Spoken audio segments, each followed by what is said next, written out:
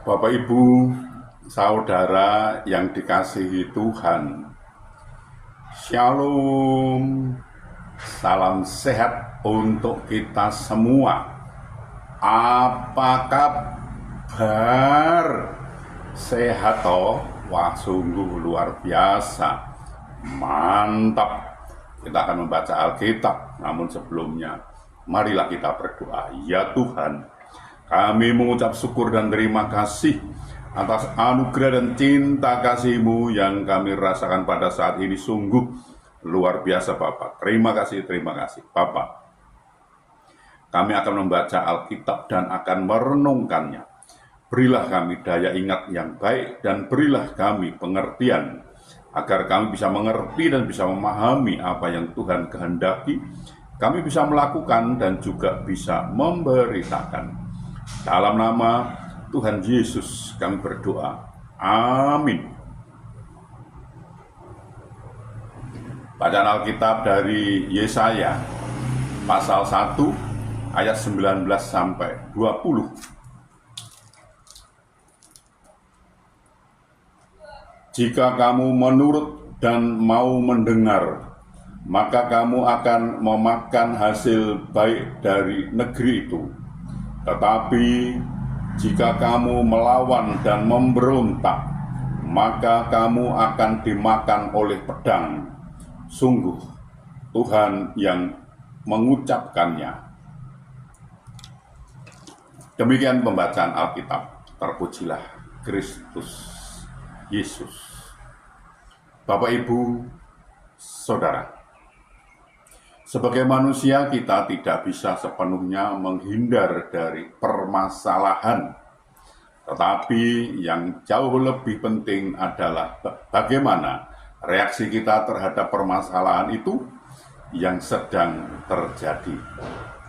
Tidak perlu memberontak jika kita menghadapi masalah, sehingga kita tidak menghadapi kematian.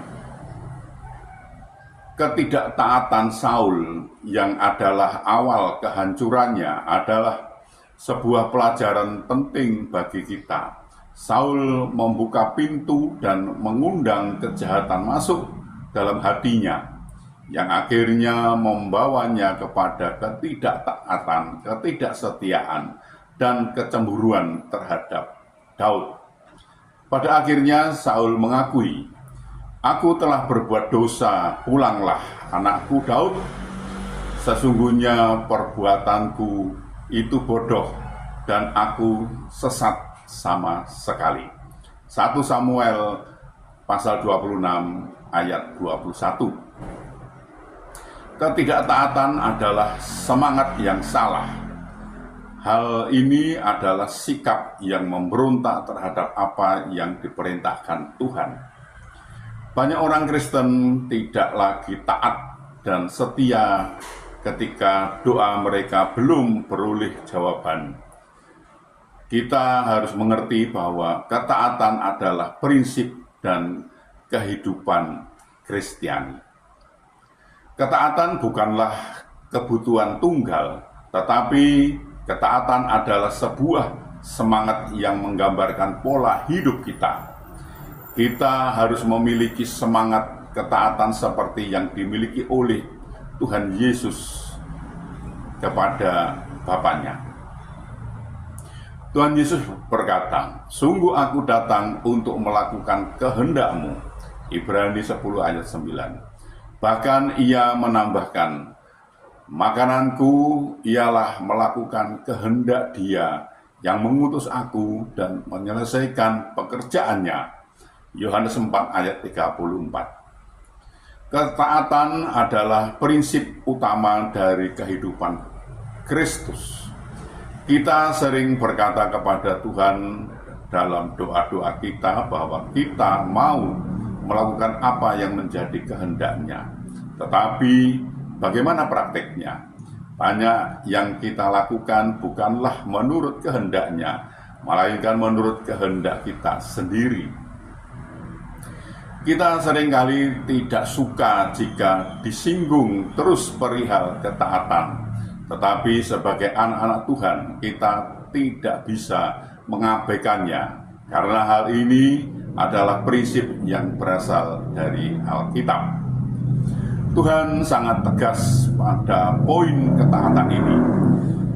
Saat ini Tuhan memberikan pilihan kepada kita, pemberontakan yang membawa kepada kehancuran atau ketaatan yang membawa kepada hidup yang diberkati.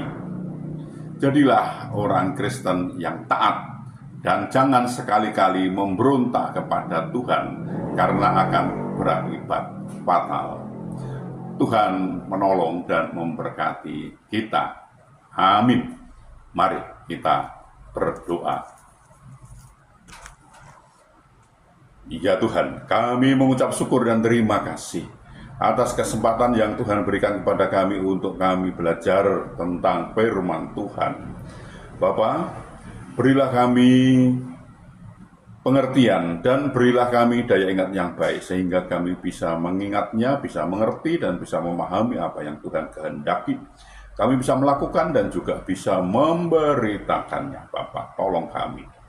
Bapak, kami juga berdoa untuk saudara-saudara kami, sahabat-sahabat kami yang saat ini sedang sakit, sedang ada kelemahan tubuhnya, mereka tidak bisa berbuat banyak karena sakit. Kami mohon belas kasih Bapak, tolonglah mereka Bapak. Sembuhkan mereka, pulihkan mereka sehingga mereka bisa beraktivitas kembali. Tuhan menolongnya.